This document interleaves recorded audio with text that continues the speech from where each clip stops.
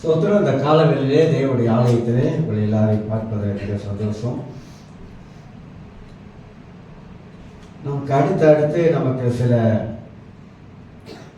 துக்ககரமான சில காரியங்கள் நமக்கு இந்த வருடத்தில் நடந்துருச்சு.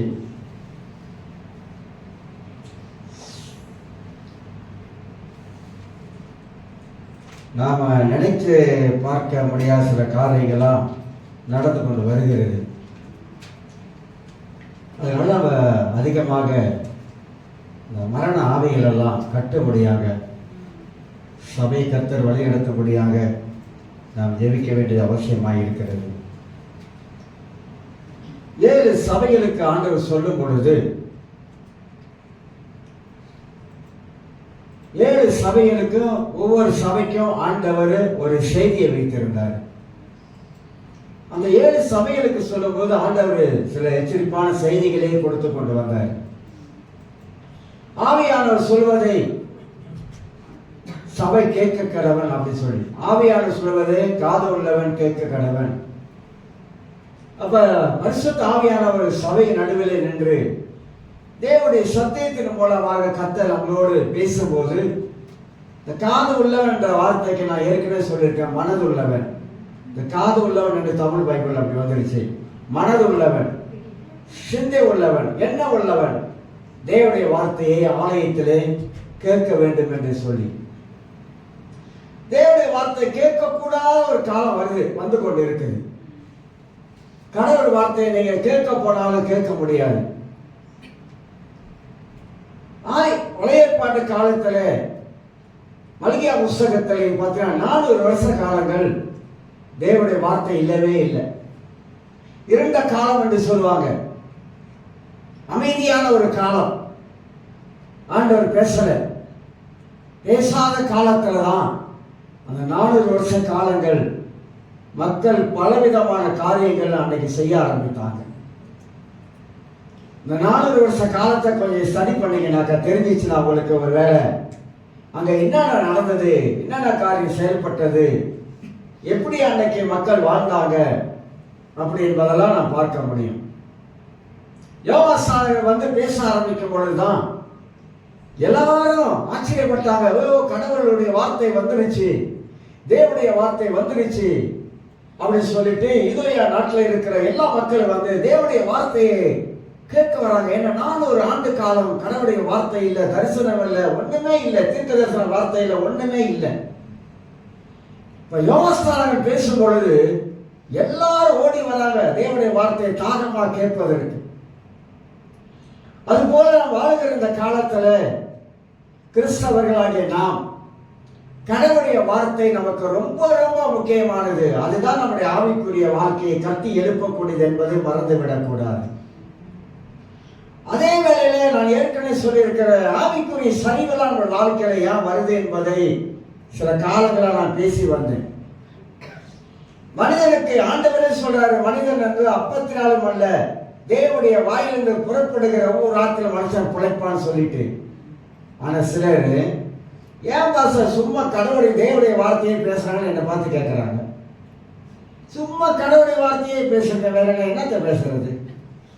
நான் நினைச்சுக்கிட்டேன், ஆண்டவருடைய வார்த்தையை பேசாம சபையில நான் என்ன பேசுறது? கடவுளுடைய வார்த்தையே பேசக்கூடாதான்.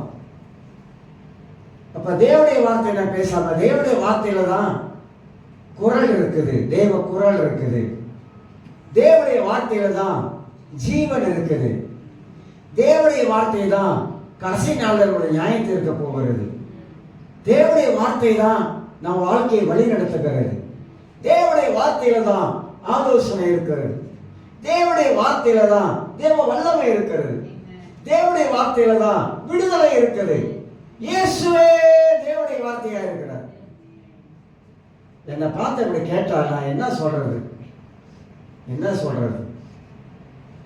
ஏன் மனிதர்கள் வந்து சிலர் சொல்றாங்க, ஏன் பின்மாறத்துக்கு என்ன காரணம்? பின்மாறி போவதற்கு என்ன காரணம்? கிறிஸ்தவர்கள் வந்து பின்மாறி போவதற்கு பல காரணம் இருக்குங்க. நான் ஏற்கனவே சொல்லியிருக்கேன், பல காரணம் இருக்குது.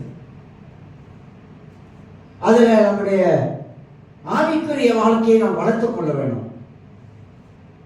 இயேசு வரப்போறாரா? வரப்போறாரு. எப்பங்க வருவாரு? அது நமக்கு தெரியவே தெரியாது. அவர் வருவார், நிச்சயமா வருவார். சபை எடுத்துக்கொள்ளப்படுமா? சபை எடுத்துக்கொள்ளப்படும். எப்ப எடுத்துக்கொள்ளப்படும் அது நமக்கு தெரியாது. எந்த நேரத்தில் சபை எடுத்துக்கொள்ளப்படலாம். மூணாவது உலக போர் நடக்குமா? நடக்கும். ஆனா எப்ப நமக்கு தெரியாது. ஆனா நடக்கும். பைபிள் சொல்றது நடக்கும்னு சொல்லிட்டு. அந்திகிறிஸ்து ஆட்சி வருமா?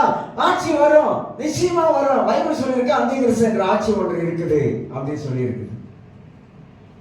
இதெல்லாம் வேதத்தில் விலாவாரியா சொல்லப்பட்டு இருக்கிறது. நாம் சிறு பிள்ளைகள் அல்ல. நாம் எல்லாம் சத்தியத்தில் வளர்ந்த மக்கள், சத்தியத்தை அறிந்த மக்கள். வேதம் சொல்கிறது, பக்தி உள்ளவனை கர்த்தர் தமக்கென்று தெரிந்து கொள்ளுகிறார். பக்தி உள்ளவனை ஆண்டவர் அவருக்கென்று தெரிந்து கொள்ளுகிறார். அதுபோல நம்ம உலகத்தில் பார்க்கிறோம், பலவிதமான காரியங்கள் நடந்து கொண்டே இருக்கிறது. கடைசி காலத்தில் இயேசு சொல்றாரு, அன்பு தணிஞ்சு போனார். தணிஞ்சு போல இப்போ அறவே இல்லாம போயிடுச்சு. மனுஷன் தற்பிரியா போயிடுவாங்க. உண்மைதான், மனுஷன் தற்பிரியராக போயிடுவாங்க, போய்கொண்டு இருக்கிறாங்க. கொஞ்சம் நம்ம உலகத்தை கொஞ்சம் திரும்பி பார்க்கணும், பைபிளையும் கொஞ்சம் திரும்பி பார்க்கணும். பைபிள் என்னவெல்லாம் சொல்லப்பட்டு இருக்கிறதோ அதையெல்லாம் இன்னைக்கு உலகத்தில் நடந்து கொண்டு இருக்கிறது. கிறிஸ்தவர் கைவிடப்படுவார்களா? கைவிடப்படுவார்கள். பக்தி இல்லாதவங்க கைவிடப்படுவார்கள். இதெல்லாம் வேதத்துல நம்ம நிறைய சத்தியங்களை நாம் எல்லாம் கேட்டுக்கொண்டு வருகிறோம். ஆனா வாழுகிற இந்த சொற்பகால வாழ்க்கை, வாழ்க்கை என்பது ஒரு சொற்பமானது, அற்பமானது. வாழ்க்கை ஒரு நிலையில்லாத ஒரு வாழ்க்கையில தான் உலகத்துல வாழுகிறோம். கர்த்தரை நம்பி, இயேசுவை நம்பி உலகத்துல அநேக மக்கள் கிறிஸ்துவை ஏற்றுக்கொண்டு வாழ ஆரம்பிக்கிறாங்க. புறஜாதிகளை கர்த்தர் தொட ஆரம்பிக்கிறார். அநேக மக்களை கர்த்தர் தொட்டு கொண்டுதான் வராரு. அதுபோல நாம இந்த காலங்களில சபைக்கு ஆண்டவர் பேசுகிற வார்த்தையை காதுள்ள ஒரு மனிதன், மனதுள்ளவன், அவன் கேட்டு அதிலே அவன் சத்தியத்தை அவன் அறிந்தவனாக வளர வேண்டும் என்று வேதம் நமக்கு போதிப்பதை அறிந்து கொள்கிறோம்.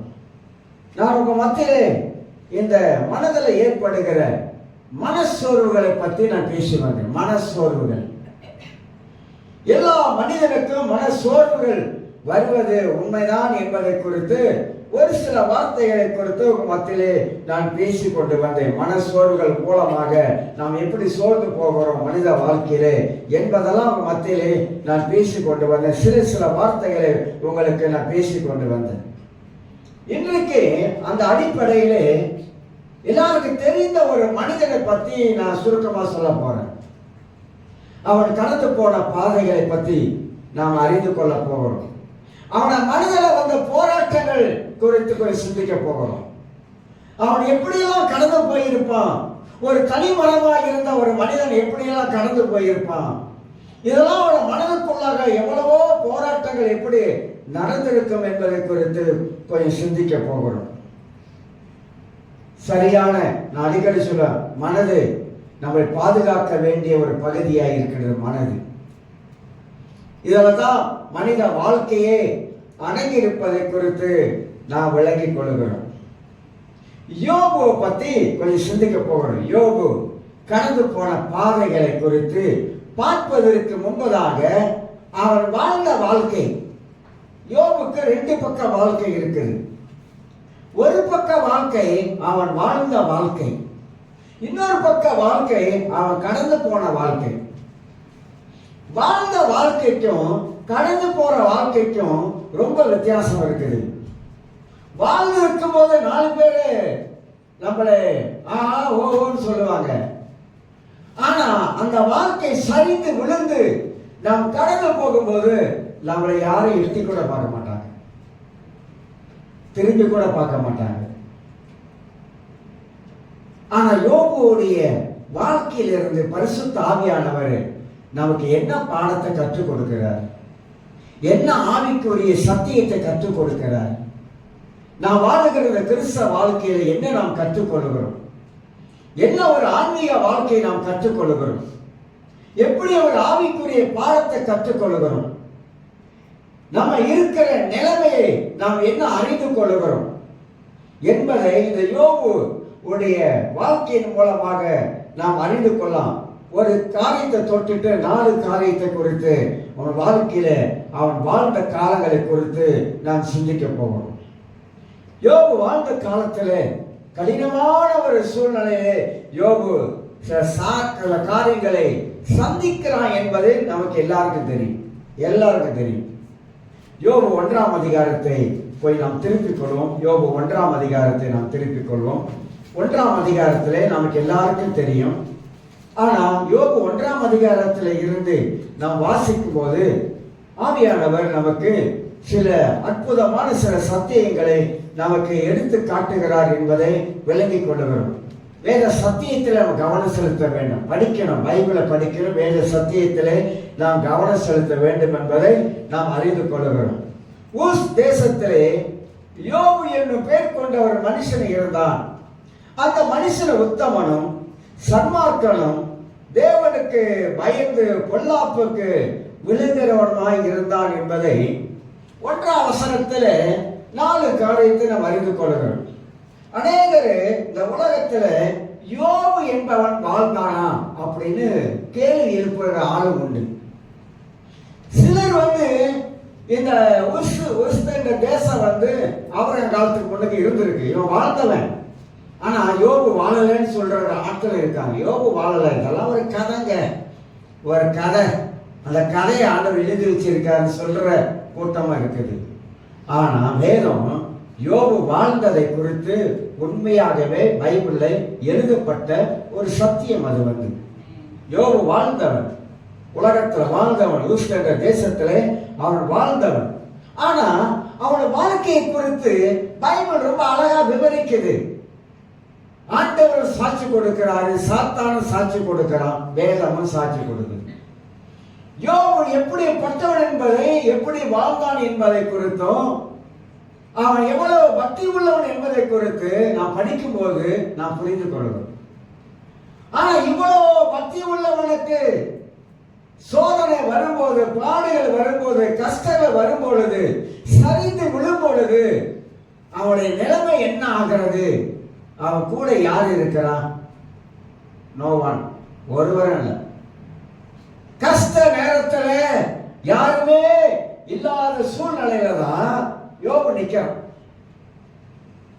அப்ப அவனுடைய மனநிலைமை எப்படி இருக்கும் என்பதுதான் அங்க பேச வரான். அவன் மனநிலைமை எப்படி இருக்கும்? அவனுடைய மனது எவ்வளவாக பாதிக்கப்பட்டிருக்கும், எவ்வளவாக வேதனைப்பட்டிருப்பான், துக்கப்பட்டிருப்பான், கண்ணீர் வடிச்சிருப்பான். இதெல்லாம் நம்ம யோபை குறித்து கொஞ்சம் தியானிக்கும் பொழுது, கொஞ்சம் கற்பனை பண்ணும் பொழுது, அவன் கடந்து போன பாதை நீங்களும் நானும் கடந்து போயிருக்க மாட்டோம். ஆனா அந்த அளவுக்கு யோபு தரமட்டமா கடந்து போவான். 9 மாதங்களாக கடந்து போகிறான். சூழ்நிலைகள் எல்லாம் எதிராக மாறிடுச்சு. ஆனா அவன் எப்படி வாழ்ந்தான்? வசனம் சொல்லுகிறது, முதலாவதாக உத்தமன், உத்தமனுக்கு வருகிற சோதனை, உத்தமனுக்கு வருகிற பிரச்சனை. நீங்க உண்மையா வாழ்ந்தீங்கன்னாக்கா, 2 தீமோத்தேயு புஸ்தகத்துல ஒரு வசனம் ஞாபகம் வருது. 2 தீமோத்தேயு புஸ்தகத்துல 3ஆம் அதிகாரம் 12ஆம் வசனம் நினைக்கிறேன். 2 தீமோத்தேயு 3ஆம் அதிகாரம் 12ஆம் வசனத்தை, இந்த வசனத்தை, இந்த வார்த்தையெல்லாம் கொஞ்சம் கவனமா மனதுல நீங்க பதிச்சு வைங்க. 12 வாசிக்கிறேன் பாருங்க. அன்றியும் கிறிஸ்து இயேசுக்குள் தேவபக்தியா நடக்க மனதாய் இருக்கிற யாவரும் துன்பப்படுவார்கள்.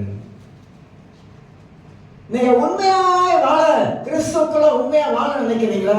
துன்பம் உங்களுக்கு வரும், பயங்கரமான துன்பம் வரும். உங்க உண்மத்துவத்தை சோதிப்பதற்காக துன்பம் வரும். நீங்க கடவுளுக்குள்ள பக்தியை வாழ ஆரம்பிக்கிறீங்களா? உங்களுக்கு பாடுகள் வரும், துன்பம் வரும், உங்க பக்தியை சோதிப்பதற்காக.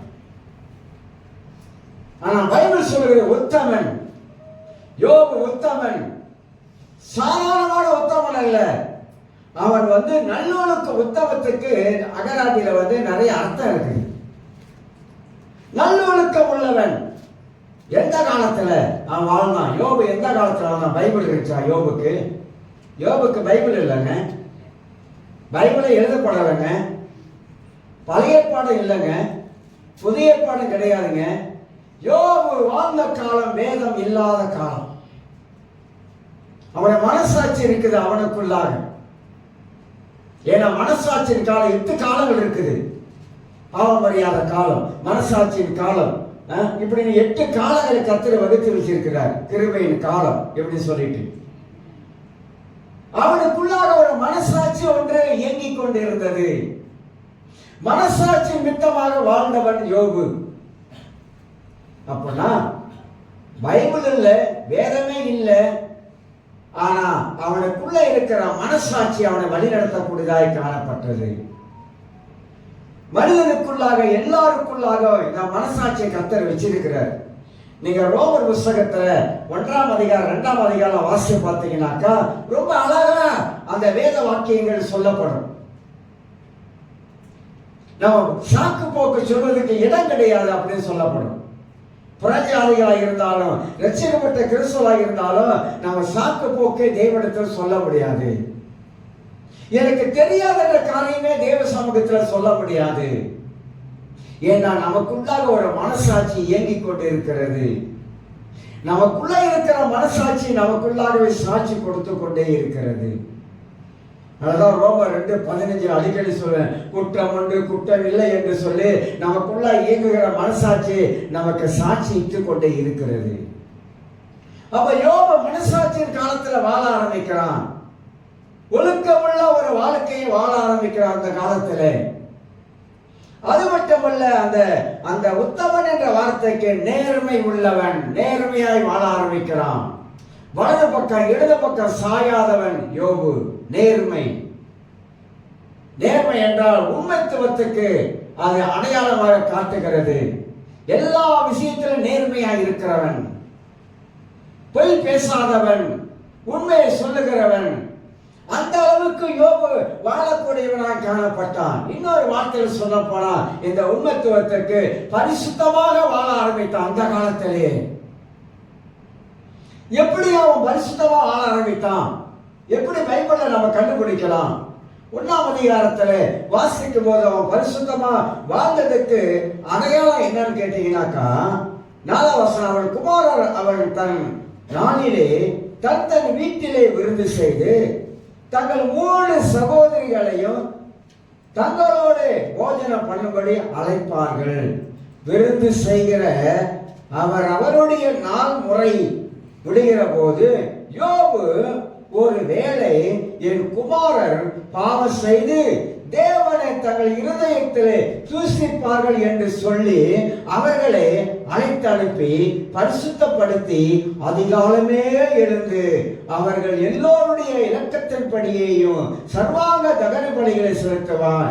இந்த பிரகாரமாக யோபு அந்நாட்கள் எல்லாம் செய்து வருவான். எந்த நாட்கள்ல? வேதம் இல்லாத நாட்கள். அவனுக்குள்ள இருக்கிற பரிசுத்தம், என் பிள்ளைகள் ஒரு வேளை பாவம் செய்திருப்பாங்களோ, 10 பிள்ளைகள் ஒரு நாளைக்கு ஒரு வீட்டில் விருந்து வச்சுக்கீங்க. இந்த திங்கக்கிழமை எங்கன்னா அடுத்த திங்கக்கிழமை வாங்க, இல்லை அடுத்த செவ்வாய்க்கிழமை, இப்படி வீட்டில் விருந்துகளை செய்து அவன் நடத்தி வந்தான். அவன் குடும்பத்தில் எப்படி இருந்திருக்கான் பாருங்க, எவ்வளவு பக்தியா இருந்திருக்கான். பிள்ளைகளுக்கு முன்பதாக பக்தியா இருந்திருக்கான். பிள்ளைகளுக்கு முன்னாடி பரிசுத்தமா வாழ்ந்திருக்கிறான். அப்ப ஒரு வேளை அவன் நினைக்கிறான், அவன் மனசுல நினைக்கிறான், சிந்திக்கிறான், ஒரு வேளை என் பிள்ளைகள் பாவம் செய்திருக்கலாம், அதனால தன் பிள்ளைகள் பாவம் செய்திருக்கலாம் என்ற ஒரு எண்ணம் இருந்ததுனால அவன் என்ன பண்ணுகிறான்? தகன பணி செலுத்துறான். ஆசாரியன் தான் அந்த காலத்தை செலுத்தணும். ஆனா யோபு எந்த காலத்துல வாழ்ந்தான் என்பது நமக்கு தெரியும். அதனால அவனே என்ன பண்ண, தன் பிள்ளைகள் ஒரு வேளை பாவம் செய்திருக்கலாம் என்பதற்காக பலி செலுத்துகிறான். பலி செலுத்துகிறவன் பரிசுத்தமல்லவனாய் வாழ்ந்திருக்கிறான். உத்தமன், ஒழுக்கம் உள்ளவன், நேர்மை உள்ளவன், பரிசுத்தமான வாழ்க்கை வாழ்ந்தவன் என்றெல்லாம் யோபு குறித்து நாம வாசிக்கிறோம். அது மட்டுமல்ல, யோபுக்கு சிறப்பான குணங்கள் உள்ளவனாய் காணப்பட்டான். இதெல்லாம் அவன் வாழ்க்கையில் அடங்கி இருக்கிற சிறப்பான குணங்கள். இவ்வளவு சந்தோஷமா வாழ்ந்தாங்க. குடும்பத்தோடு சந்தோஷமா வாழ்ந்தாங்க, மகிழ்ச்சியாய் வாழ்ந்தாங்க. நேரம் வரும்பொழுது அவன் எப்படி இருந்திருக்கும், அவனுக்கு யோசிப்பாள், எப்படி இருந்திருக்கும், எப்படி இருந்திருக்கும். 10 பிள்ளைகள் சாகுறாங்க. 2வது பகுதியில நான் பேசும்போது இதெல்லாம் அவனுடைய மனசோர்வை பத்தி நான் பேசுறேன். ஒரு தனிப்பட்ட மனிதனுடைய வாழ்க்கையில அவன் கடந்து போகிற பாதையை நாம் நினைச்சு பார்த்தோமாக்கா, நமக்குள்ள இருக்கிற பரிசுத்த ஆவியானவர் அநேக ஆவிக்குரிய காரியங்களை நம்ம கற்றுக் கொடுக்கிறவராக இருக்கு. உலகத்துல எல்லாரும் மனிதனாக வாழுகிறோம். யோபு சொல்லுகிறான், ஒரு வசனம் இருக்குது. யோபு சொல்லுகிறான் பாருங்க, வாசிக்கிற அந்த வசனத்தை. யோபு அருமையான ஒரு காரியத்தை அவன் பேசுகிறான். ஏன் பேசுகிறானாக்கா, அவன் கடந்து போன பாதைகள் அப்படி இருக்கிறதால தான் அவன் அப்படி பேச ஆரம்பிக்கிறான். ஒரு வசனம் இருக்கிறது, அதாவது மனிதனுக்கு பூமியிலே தொல்லைகள் குவிக்கப்பட்டு இருக்கிறான். மனிதனுக்கு பூமியிலே தொல்லைகள், பிரச்சனைகள், கஷ்டங்கள், பாடுகள் இந்த உலகத்தில் குவிக்கப்பட்டு இருக்கிறது. நாம் எல்லாரும் அதன் வழியாகத்தான் போகிறோம். இயேசு சொன்னாரு, அகலமான வாசல் வழியா போகிறவங்க நிறைய பேர் இருக்கிறாங்க, இடுக்கமான வாசல் வழியா போறவங்க கொஞ்சம் பேர் தான். இடுக்கமான வாசல் கடினமான பாதை. சில வேளை கிறிஸ்தவ வாழ்க்கையில கடினமான பாதைகள் நமக்கு வருவது அவசியமா இருக்குது, தவிர்க்க முடியாத சூழ்நிலையா இருக்குது. சில வேளை நல்லா இருக்கும், சில வேளை நமக்கு திடீர்னு ஏதோ ஒரு காரணம் வாழ்க்கையில வரும். அந்த நேரங்கள்லாம் நம்முடைய மனநிலைமை எவ்வளவா பாதிக்கப்படுகிறது, எவ்வளவு மனதில் நம்ம வாழ்க்கையில போராட்டங்கள் ஏற்படுகிறது. அப்ப பூமியிலே நமக்கு பல தொல்லைகள் வைக்கப்பட்டு இருக்கிறது. ஆக சிறப்பான குணமுடையவன் தான் யோபுவை குறித்து நாம் வாசிக்கிறோம். உத்தமனுக்கே இவ்வளவு சோதனை. கடவுள் சோதிக்கல, சாத்தான் சோதிக்கிறோம். நம்ம வாழ்க்கையில அப்படித்தான். நம்ம உண்மையா இருக்க இருக்க எவ்வளவுக்கு எவ்வளவு உண்மையா இருக்கிறோமோ இந்த உண்மைக்கு சோதனை இருக்கு, பயங்கரமா சோதிக்கப்படும். இப்ப நானே இந்த மனதை பத்தி பிரசங்கம் பண்றேன். நானு எனக்கே தாக்குது, எனக்கே மனதில் பல காரியங்கள் என் மனதை தாக்குது. ஏன்னா நான் எதை பேசுறேனோ அது என்ன அடிச்சுட்டு தான் போகும், என்னை தாக்கிட்டு தான் போகும். ஏன்னா மனது சக்தி வாய்ந்தது. மனதில் தான் நான் சொல்றேன் எல்லாருடைய வாழ்க்கை இருக்குது. மனதில் எல்லாத்தையும் ஏற்றுக்கொள்ளக்கூடாது. எல்லாத்தையும் மனதில் ஏற்றுக்கொண்டாக்கா பைத்தியம் பிடிச்சுனா போகணும். மனதில் எதை ஏற்றுக்கொள்ள வேண்டும்? நல்லவைகளை மனதில் உள்ள கொண்டு போட வேண்டும். உலகத்துல நிறைய பேர் நிறைய வார்த்தைகளை பேசுறாங்க. டிக்டாக்கை திறந்து நீங்க பார்த்தீங்கன்னா நிறைய பேர் நிறைய வார்த்தைகளை பேசுறாங்க. நிறைய பொய்யான வார்த்தைகள் இருக்குது, உண்மையான வார்த்தைகள். ஒரு வார்த்தை உண்மைனா 10 பொய் கலந்து இருக்கும். நம்ம உண்மையை என்னைக்குமே நம்ப மாட்டோம், ரொம்ப குறைவு. உண்மையை நம்புறது ரொம்ப குறைவு. ஆனா உலகத்துல ஒரு பொய்யை சொல்லிட்டு அதை தான் நம்முடைய மனதில் ஏற்றுக்கொள்ளுது. பொய்க்கு அவ்வளவு சக்தி இருக்குங்க, உங்களுக்கு தெரியாது. பொய்க்கு அவ்வளவு சக்தி இருக்குது. பொய் நம்ம மனதை ஏற்றுக்கொள்ள வைக்கும். ஏன்னா பொய்க்கு பிதா பிசாசு. அவன் பேசும்போதெல்லாம் சொந்தத்தில் எடுத்து பேசுகிறான். நம்மளை கவுக்கிறது அதுதான். சாத்தான் நம்மளை இந்த மாதிரி விஷயத்துல மனதில் போட்டு போட்டு போட்டு நம்ம கவுத்துருவோம். ஆனா நம்ம கர்த்தருடைய வார்த்தையை படிக்கும் போதுதான், நீங்க எரேமியா புஸ்தகத்துல படிச்சு பாருங்க, அருமையான புஸ்தகம் எரேமியா புஸ்தகம். கர்த்தர் ஜனங்களோடு பேசுகிறார், ஜனங்க கேட்க மாட்டாங்க. ஆண்டவர் எரேமியா அழைத்து பேசுகிறார். எரேமியா தேவனிடத்துல தேவனுடைய வார்த்தை பெற்று கொண்டு பேசுகிறான், மக்கள் கேட்க மாட்டாங்க. படிச்சு பாருங்க. 1ஆம் அதிகாரம் தொடங்கி அதே மெதுவா, ரொம்ப வேணாம், மெதுவா ஒரு அதிகாரமா மெதுவா நிறுத்தி வாசித்து பாருங்க. அங்க ஆண்டவர் என்ன செய்தி வச்சிருக்காருன்னு நமக்கு தெரியும். இந்த காலவேளை எல்லாரும் நான் சொல்றேங்க, நம்ம வாழ்ந்திருப்பது கடவுளை கிருபைதான். கடவுளை கிருபையினால்தான் நம்ம வாழ்றோம். கடவுளை கிருபை நம்மளுக்கு போச்சுனாக்கா நம்ம வாழ்க்கையா இருக்காது. கிறிஸ்துவ வாழ்க்கையா இருக்காது. தடம் புரண்டுறோம். அதனால்தான் கடவுளை கிருபையை, ஆண்டவர் கிருபையை நான் ஒரு நாளும் இழந்து விடவே கூடாது. ஆனா ஆண்டவர் சொல்றாரு, வலது பக்கம் சாயாத, இடது பக்கம் சாயாத, ரெண்டு பக்கமும் சாயாத, தேவனை மட்டும் நோக்கி பாரு. இக்கட்டான நேரத்துல தேவனை மட்டும் நோக்கி பாரு. கர்த்தர் நமக்கு வைத்திருக்கிற சத்தியத்தை மட்டும் நீ அறிந்து கொள்ளு. அதுல உன் வாழ்க்கையை நீ கட்ட ஆரம்பி. எந்த மனிதனும் பொய்யன் என்று வேதம் சொல்லுகிறது. தேவன் ஒருவரே நமக்கு உண்மை உள்ளவராய் இருக்கார். உண்மை ஒரு நாளும் சாகாதுங்க. நான் சொல்றேன், இயேசுவின் நாமத்தினால உண்மை ஒரு நாளும் சாகவே சாகாது. உண்மை என்னைக்குமே நிலைச்சு நிற்கும். ஆனா யோபு உத்தமன். என்ன நடக்குதுன்னு அவனுக்கே தெரியல. என்ன நடக்குது நம்ம தெரியல. இரண்டாவது ஒரு காரணம் சொல்லப்படுது, சன்மார்க்கன். சன்மார்க்கனா நாங்க அகராதியில கொஞ்சம் பார்க்கறது உண்டு. ஏன்னா தமிழ் வார்த்தை சமஸ்கிருத வார்த்தை, நமக்கே புரியாது. சில வேலை எனக்கே சில வார்த்தைகள் அந்த வார்த்தை புரியாது. சன்மார்க்கன் அப்படின்னாக்கா இந்த அகராதியில் எடுத்து பார்க்கும்போது எல்லா காரியத்திலும் உண்மை உள்ளவனாகவும், எல்லா காரியத்திலும் உண்மை உள்ளவனாக, ஏதோ ஒரு சில காரியத்துல மட்டும் அப்படி இல்லை, எல்லா காரியத்திலும். ஒரு விளக்கம் அப்படி சொல்லுது. இன்னொரு சொல்லுது யோக்கியம் உள்ளவனாக அப்படின்னு இன்னொரு வார்த்தை சொல்லுது. இன்னொரு வார்த்தை சூது இல்லாதவன். தமிழ் சொல்லுவாங்க சூதுவாதம் வேதனை செய்யும் அப்படின்னு. இதயத்தில் உள்ள வைத்துக் கொள்வாங்க சூது. அதுதான் இந்த இதயத்தில் வைக்கிறது தான் சூது. அந்த மாதிரி சூது இல்லாதவன். ரொம்ப நான் எடுத்து பேச விரும்பல. ஏன்னா நானே செய்தி பேசுறதுக்கு ரொம்ப ஏன்னா பல சம்பவங்கள் நடந்ததுனால உங்களுக்கு தெரியாத ஒரு செய்தி எடுத்து பேசுறதுன்னா நீங்க நினைக்கிற மாதிரி இல்லைங்க. நீங்க நினைக்கிற மாதிரி இல்லை. சில சிச்சுவேஷன், சில சூழ்நிலைகள் நமக்கு எதிராக இருக்கும்போது கடவுளுடைய செய்தியை பேசுறதுக்கு நமக்கு அவ்வளவு கஷ்டமா இருக்கும். ஒரு பக்கம் வேதனை, ஒரு பக்கம் துக்கம், ஒரு பக்கம் பிரச்சனை, ஒரு பக்கம் தேவனுடைய வார்த்தை நாம பேசணும்னு சொன்னாக்கா நமக்கே ஒரு தடுமாற்றம் ஆயிடுது. அதனால ஜெபத்தோட கவனமாக வார்த்தைகளை எடுத்து பேச வேண்டியதா இருக்குது, சொல்ல வேண்டியதா இருக்குது. சூது இல்லாதவனாக, மனசிலே ஒண்ணு வைக்காதவன் யோபு, மனதிலே சுத்தமுள்ளவன் யோபு, மன தெளிவுள்ளவன் யோபு. அது மட்டும் இல்ல, இன்னொரு வார்த்தை சொல்லப்படுது.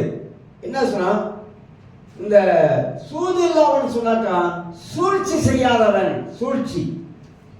சூழ்ச்சி தான் உங்களுக்கு தெரியும், விலகம். அந்த சூழ்ச்சி என்ற வார்த்தை என்னன்னு உங்களுக்கு விலகம். வஞ்சகமான ஆலோசனை செய்யாதவன், ஏமாற்றக்கூடியவன் அல்ல. இதெல்லாம் இந்த சன்மார்க்கத்தில் அடங்கி இருக்குது. சன்மார்க்கம். இப்ப யோபு இப்படி எல்லாம் வாழ்ந்திருக்கானே, இப்படி எல்லாம் வாழ்ந்த யோபு பத்தி தான் சாட்சி கொடுக்குது. நம்மளும் படிக்கும் போது நம்ம பார்க்கிறோம், இந்த யோபு அந்த காலத்துல பைபிளே இல்லாத காலத்துல இப்படி வாழ்ந்திருக்கானே. நோவாவும் அப்படிதான் வாழ்ந்திருக்கான். அவ்வளோ மக்கள் மத்தியில உலகம் அழிய போகிற நேரத்துல இந்த நோவா நீதிமானா இருந்திருக்கான். தேவனுடைய மனிதர்களை பைபிளை படிக்கும் போதெல்லாம் நாம் ஒரு காரியத்தை நம்ம கற்றுக்கொள்வதற்கு ஆவியானவர் நமக்கு உதவி செய்யும். அப்ப யோபு தேவனுக்கு முன்பதாக தன்னுடைய வானத்தையே எப்படி வைத்திருக்கிறான்? கடவுளுக்கு முன்பதாக யோபு தன் வாழ்க்கை எப்படி வாழ்ந்து இருக்கிறான்? நம்ம மனுஷனுக்கு முன்பதாக நம்ம வாழ்க்கை நாம் வாழ்றதில்லைங்க. ஐயா இவங்களுக்கு முன்பதாக இப்படி வாழணும், அவங்களுக்கு முன்பதாக எப்படி வாழணும், இல்லவே இல்லைங்க. ஆண்டவருக்கு முன்பதாக நான் எப்படி வாழுகிறேன்? ஆண்டவரே, நீர் என்னை பார்க்கிற நீதிமான்களுடைய தேவனுடைய கண்கள் நீதிமான்கள் மேல் நோக்கமா இருக்குது. உங்களுடைய பார்வைக்கு முன்பதாக ஆண்டவரே இந்த உலகத்துல நான் எப்படி வாழுகிறேன்? சன்மார்க்கனா வாழுகிறேனா? உத்தமனா வாழுகிறேனா? நீதி உள்ளவனா வாழுகிறேனா? இதயத்தில் சுத்தம் உள்ளவனா வாழுகிறேனா? இதெல்லாம் ஆண்டவருக்கு முன்பதாக நம்மளை வைத்து பார்க்க வேண்டிய ஒரு காரியமாக இருக்கிறது. அவன் எப்படி வாழ்ந்தான் என்பதை 4 காரியம் சொல்றான் பாருங்க.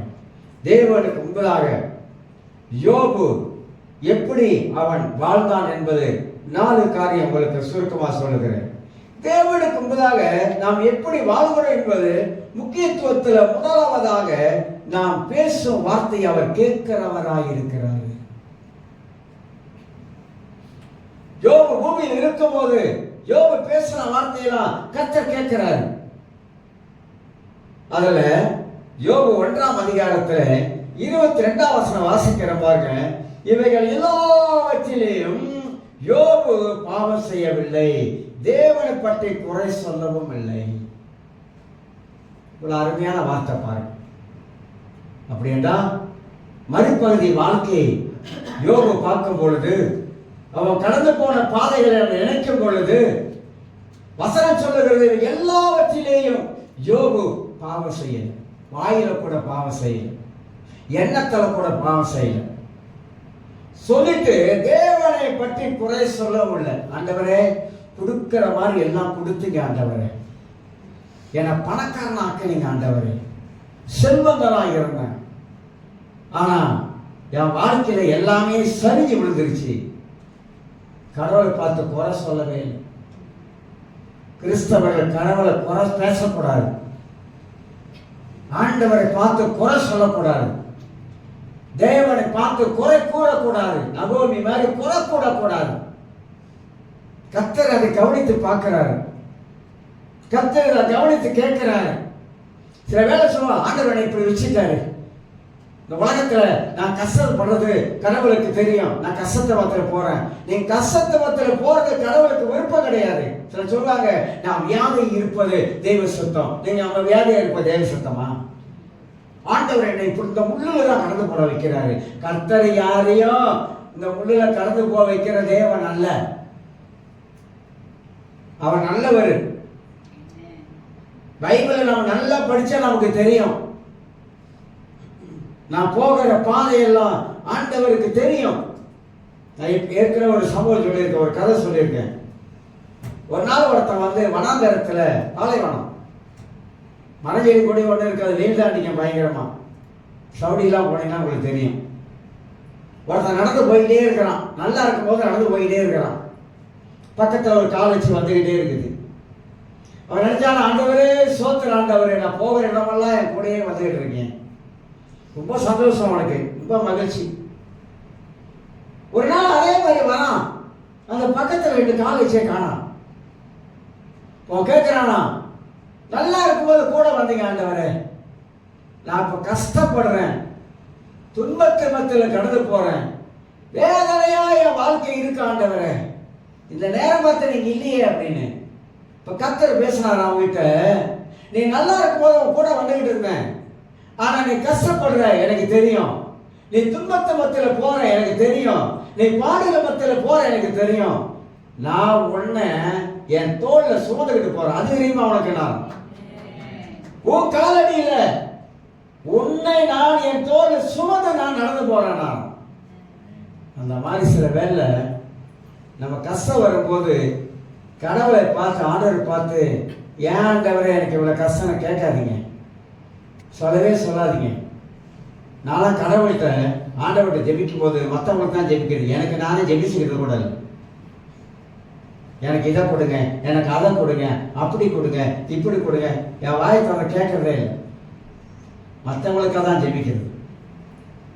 ஏன்னா நம்மள வாயை சொல் வருவதற்கு முன்பதாகவே தேவன் எல்லாவற்றையும் அறிந்திருக்கிறார், எல்லாவற்றையும் அறிந்திருக்கிறார். நம்மளை பற்றி அவருக்கு ஒன்று சொல்ல வேணாம், அவருக்கு தெரியும். ஆனால் ஜெபிக்கிறப்ப சில வார்த்தைகள் நம்ம சொல்லலாம், சொல்லக்கூடாது சொல்ல வரல. நீ சொல்ல, ஆண்டவரே என் தேவையிலையா அப்படி இருக்கா ஆண்டவரே, இந்த தேவையெல்லாம் நீங்க சந்திப்பதற்கு வழியை தருங்க. ஜெபிக்கலாம், ஜெபிக்க கூடாது சொல்ல வரல. நான் என்ன சொல்ல வரேன்னா, அதையே நம்முடைய ஜபமா வச்சுக்க கூடாது. அப்ப ஆண்டவர் எல்லாவற்றையும் அறிகிறாராரு, நம்ம இருதயத்தை பார்க்கிறாரு, எல்லாவற்றையும் தெரிந்த தேவனாய் இருக்கிறார் என்பதை விளங்கிக் கொள்ளுகிறோம். அதனாலதான் நாம் பேசும் வார்த்தைகளை அவர் கேட்கிறார், கேட்டுக்கொண்டே இருக்கிறார். பூமியிலே அவருடைய கண்கள் பார்க்குது. சபைக்கு வந்திருக்கணும், அவர் நம்மளை எல்லாரையும் பார்க்குறாரு. அவங்களுக்கு தெரியுமா கண்ணுக்கு தெரியாத தூதர்கள் இருப்பாங்க? தெரியுமா? கண்ணுக்கு தெரியாத தூதர்கள் ஆராதனையில் பங்கு கொள்வதற்கு வரக்கூடிய கண்ணுக்கு தெரியாத தூதர்கள் இருப்பாங்க சபைக்குள்ள. யாருக்கு தெரியாது? அந்த மாதிரி அவருடைய வாழ்க்கையில இரண்டாவது காரியம், நம் எண்ணங்களை அவர் அறிகிறார். யோபோட எண்ணங்களை கர்த்தருக்கு தெரியும், ஆனா யோபுக்கு தெரியாது. நம்முடைய எண்ணங்கள் எல்லாம் தேவன் அறிந்தவராகவே இருக்கிறார். நாம சிந்திக்கிறது, ஒவ்வொரு காரியத்தையும் சிந்திக்கிறது, ஒவ்வொரு காரியமும் யோசிக்கிறது. எத்தனை பேருக்கு அதிகமாக வேத வசனத்தை வச்சு மனதில் சிந்திக்க ஆரம்பிக்கிறீங்க? எத்தனை பேர் வேத வசனத்தை வைத்து தியானம் பண்ண ஆரம்பிக்கிறோம்? எத்தனை பேர் மனதில் நல்ல காரியங்களை போட்டு போட்டு சேர்த்து வைக்க ஆரம்பிக்கிறோம்? அதில் தாங்க இருக்குது. எவ்வளவு நெருக்கம் வந்தாலும், எவ்வளவு பாடுகள் வந்தாலும் கர்த்தரையே நம்ம கண்கள் நோக்கி பார்க்க. கொஞ்ச நாளாக 20ஆம் அதிகாரத்தில் யோசபாத் ராஜாவுக்கு விரோதமாக எல்லாம் எழுப்பி வந்துட்டாங்க 3 நாடு. யோசபாத் ராஜா கூட கர்த்தர் இருக்கிறார். யோசபாத் ராஜா மற்ற ராஜா போல இல்ல, தேவ பக்தி உள்ளவன். ஆனா அவனுக்குள்ள ஒரு பயம் வந்துருச்சு. 3 நாடுகள் எதிராக வந்துருச்சு. நான் ஒண்ணுமே செய்யலங்க, உபவாசம் பண்ணான். யூதா மக்களை எல்லாரையும் உபவாசிக்க சொன்னான். எல்லாரும் உபவாசம் பண்ணாங்க. தேவனை நோக்கி தேட ஆரம்பித்தாங்க, கர்த்தரை தேடினாங்க. எல்லாரும் அமைதியா இருக்கிறாங்க. ஒரு தீர்க்கதரிசியுடைய வாயிலிருந்து வார்த்தை வருது, இந்த யுத்தம் உங்களுடையதல்ல, தேவனுடையது. எப்போதெல்லாம் நமக்கு இக்கட்டு வருகிறதோ, நெருக்கம் வருகிறதோ, அப்பெல்லாம் நம்ம தேவ சமூகத்தில் உட்காரும் பொழுது அங்கே இருந்து தேவனுடைய குரல் வரும், தேவனுடைய சத்தம் வரும் நமக்கு. கடைசியா பாருங்க, அந்த 3 நாடுகளுக்குள்ளாக கர்த்தர் யுத்தத்தை எழுப்பினார். 3 நாடுகளும் அந்த ஒண்ணுக்கு ஒண்ணு அவனுங்களே அடிச்சு வெட்டு விழுந்து போனான். ஆனா யோசபாத் ராஜா ஒண்ணும் செய்யல. எல்லாரும் கர்த்தரை துதிச்சாங்க, எல்லாரும் கர்த்தரை ஆராதித்தாங்க. ஆனா நடந்த விபரீதங்கள் வேற. அதனால தான் நம்ம கர்த்தரை ஆராதிப்பதிலேயோ கர்த்தரை தியானம் பண்ணுவதிலேயோ விட்டுவிடவே கூடாது. ஆராதிப்பது தேவ சமூகத்தில் தான் இருக்குது, ஆலயத்தில் தான் ஆராதனை இருக்குது. அதனால்தான் அந்த ஆராதனைய உண்மையோடு ஆவியோடு உண்மையோடு கடவுளை உணர்ந்து வாரத்தில் ஒரு நாள் நான் ஆலயத்துக்கு வருகிறேன். ஆண்டவரே, இந்த நாள் ஓய்வு நாள், பரிசுத்த ஓய்வு நாள், ஆராதிக்கிற நாள் ஆண்டவரே, வார்த்தைகளை கேட்கிற நாள் ஆண்டவரே, இங்க தேவ பிரசனத்தை உணர்கிற ஒரு நாள் ஆண்டவரே. இந்த இடத்துல எனக்கு ஆசீர்வாதம் உண்டு ஆண்டவரே, இந்த இடத்துல எனக்கு விடுதலை உண்டு ஆண்டவரே, என் மன போராட்டங்களுக்கு விடுதலை உண்டு ஆண்டவரே, இந்த இடத்துல நான் வந்திருக்கிறேன் சொல்லி கைகளை உயர்த்தும் பொழுது அங்கே பரிசுத்த வல்லமை நம்மளை தொடக்கூடியதாக இருக்கிறது. கர்த்தர் தொடர்றாங்க ஆலயத்தில், ஆண்டவர் ஆலயத்தில் தொடர்றார். அதுக்கு தான் ஆலயத்தில் நம்ம ரொம்ப சின்சியராக இருக்கிறோம். ரொம்ப ஆலயத்துக்கு வரும் பொழுது நாம ஏன் பயபக்தியா இருக்கிறோம்?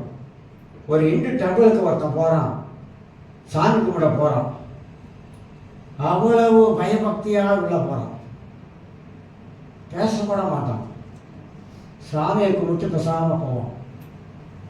பள்ளிவாசலுக்கு போறாங்க, தொழுகை போறாங்க, எல்லாரும் தொழுகை முடிஞ்சு உட்கார்றாங்க.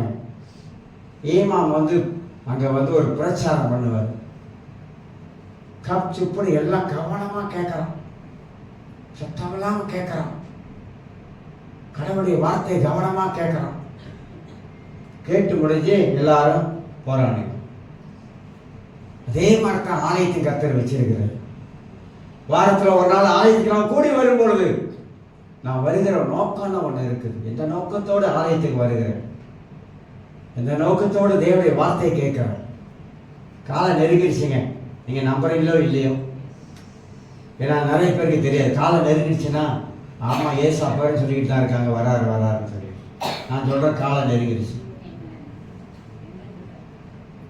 ரொம்ப சீக்கிரம் இயேசுடைய வருகைக்கு காலம் நெருங்கிடுச்சு.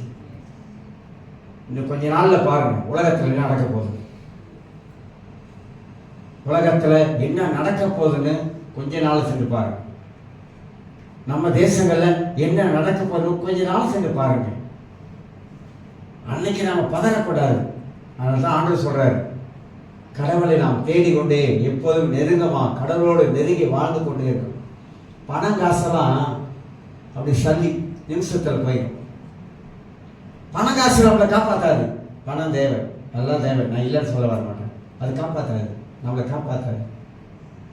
கடைசி காலத்தில் வேதம் சொல்லுகிறது, அறிவு பெருத்துவோம், பெருத்துருச்சுங்க, அறிவு பெருத்துருச்சு. வேதம் சொல்ற காரியம் நடக்குது, தீர்க்க தரிசனம் நடக்குது, வசனம் நிறைவேறுது. அறிவு பெருத்த காலம். நீங்களே யோசிச்சு பாருங்க, இன்னைக்கு ஐன்னு சொல்லி கொண்டாந்துட்டு அறிவு பெருத்த காலம். ஏகப்பட்ட காரியங்கள் உலகத்தில் இன்னைக்கு அறிவு பெருத்த காலத்தில் இன்னைக்கு இருக்கிறாங்க. தண்ணியை பெட்ரோல் கண்டுபிடிச்சிட்டான் இந்தியா, கேஸ் கண்டுபிடிச்சிருக்கான்,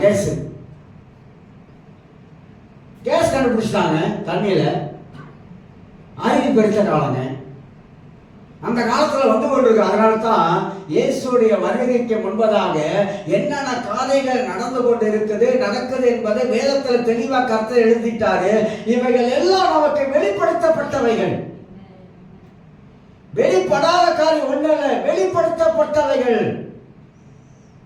அதனால தான் எபிரேய நாட்கள் சொல்றான், சபை கூடுதலை விட்டுடாதீங்க, புத்தி சொல்லுங்க, அறிவுரை சொல்லுங்க, சபைக்கு வர சொல்லுங்க, ஆராதனை பங்கெடுக்க சொல்லுங்க, தேவனுடைய வார்த்தையை கேட்டு சொல்லுங்க. இல்லைன்னா வாழ்க்கை சாதிக்கணும், வாழ்க்கை காணாமல் போயிடும். இதைத்தான் பைபிள் அதிகமா வலியுறுத்துகிறது.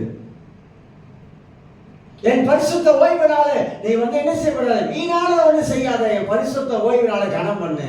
பைபிள்ல தான் எல்லாமே எழுதியிருக்குது. முக்கியங்க, இன்னைக்கு இருக்கிற மனுஷன் நாளைக்கு இல்லைங்க. எல்லாரையும் சொல்றேன், என்னையும் சேர்த்தான் சொல்றேன். இன்னைக்கு இருக்கிறோம், நல்லா இருக்கிற மாதிரி தான் இருக்கிறோம். உள்ளுக்கு எத்தனை ஓட்டம் நமக்கு இருக்குன்னு நமக்கு தெரியாது, ஏதோ வந்து அடக்குன்னு நமக்கே தெரியாது. வெளியே நல்லா இருக்கும், ஆனா உள்ளுக்கு இருக்கிற பாகங்கள் நமக்கு தெரியாது. லிவர் எப்படி இருக்குது, என்ன பாகம், கிட்னி எப்படி இருக்குது நமக்கு தெரியாது. ஏதோ ஓடுது, இன்ஜின் வேலை செய்து ஓடிக்கிட்டு இருக்குது, ஏதோ மூச்சு அடிச்சுக்கிட்டு இருக்குது. நம்ம நினைக்க மூச்சு அடிச்சுக்கிட்டு இருக்குது, ஆமா மூச்சு அடிச்சுக்கிட்டு தான் இருக்குது. நம்ம நினைக்க லிவர்லாம் நல்லா இருக்கு, ஆமா எல்லாம் அப்படிதான் நம்ம நினைக்கணும். உள்ளுக்கு எந்த இது என்ன ஆகிட்டு இருக்கு நமக்கே தெரியாதுங்க, நமக்கே தெரியாது. உலகத்தில் வேக்சின் என்னைக்கு போட்டானோ அன்னைக்கு எல்லாருக்கும் பிடிச்சிருச்சு மரணம். வேக்சின் வந்து பொல்லாத ஒரு வேக்சின் போட சொல்லி வற்புறுத்தியும் போட்டுட்டோம்.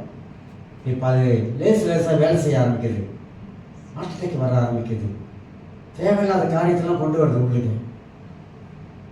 ஆனால் ஒன்னே ஒன்று கர்த்தருடைய பிள்ளைகள் இந்த காலங்களை அறிந்து கொள்ள வேண்டும். எந்த நேரத்திலையும் எப்பொழுதும் ஆண்டவருடைய போகிறதுக்கு ஆயத்தமாகவே வாழணும். எந்த நேரத்திலையும் எவருக்கும் எந்த நிமிஷத்துலையும் எதுவும் நடக்கலாம், ஆயத்தமாகவே வாழணும். பக்தி உள்ளவனை, பக்தி உள்ளவனை கர்த்தர் தமக்கென்று தெரிந்து கொள்வார். நீதிமான்கள் குடும்பத்தை கர்த்தர் ஒரு நாள் கைவிட மாட்டார். அதான் வேதம் சொல்லுகிறது. நம்ம கடவுளுக்கு உண்மையா நீதிமானாய வாழ ஆரம்பிக்கும் போது நம்ம பிள்ளைகள் கூட கர்த்தர் கைவிட மாட்டார், ஆசீர்வதிப்பார். பைபிள் எத்தனை மனிதர்கள் கொடுத்து நம்ம சொல்ல முடியும். ஒரு சந்ததி போகிறது, ஒரு சந்ததி வந்து கொண்டு இருக்குங்க. உலகத்தை விட்டு ஒரு சந்ததி போய்கொண்டே இருக்குது, போகுது. ஆனா ஒரு சந்ததி, நம்முடைய சந்ததி வந்து கொண்டு இருக்குது.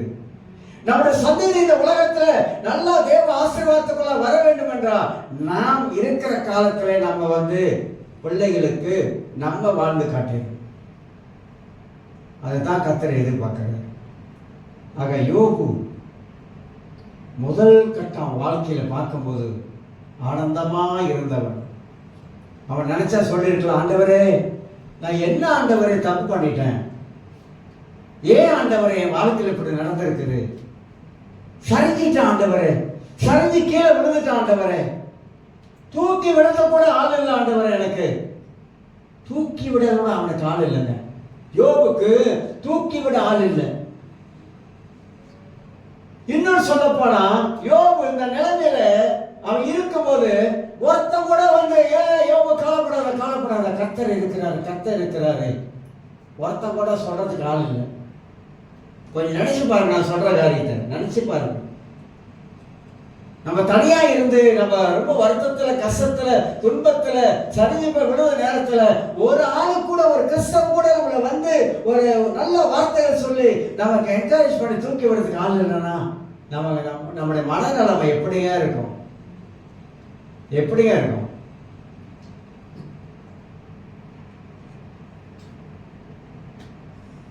எந்த நிலையில நம்ம சோர்ந்து போயிருப்போம், எவ்வளவு கண்ணீர் வடிப்போம், எவ்வளவு அழுவோம். அதுதான் யோபோட நிலைமை. ஆக யோபு வாழ்ந்தவன். இந்த 2 காரியம் அடுத்த வாரம் சொல்றேன்.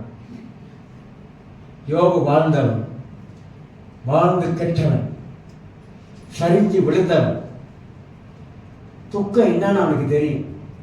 வசதியா இருக்கும்போது அவனுக்கு தெரியாது துக்கம் என்னன்னு தெரியாது. காசு இருக்கும்போது அவனுக்கு துக்கம் என்னன்னு தெரியாது. சரிஞ்சு விழுந்துட்டான், துக்கம் என்னன்னு அவனுக்கு தெரியுது. கண்ணீர் என்னன்னு அவனுக்கு தெரியுது. மனவாரம் என்னன்னு அவனுக்கு தெரியுது. மன உளைச்சல்னா என்னன்னு அவனுக்கு தெரியுது. மன போராட்டம் என்னன்னு அவனுக்கு தெரியுது. அந்த சூழ்நிலையில தான் யோபு தள்ளப்படுகிறான். எப்படி வாழ்ந்தவன், எப்படி வாழ்ந்தவன், எப்படி இருந்தவன், எல்லாரும் எழுந்திருக்கலாம். நன்றி ஆண்டவரே.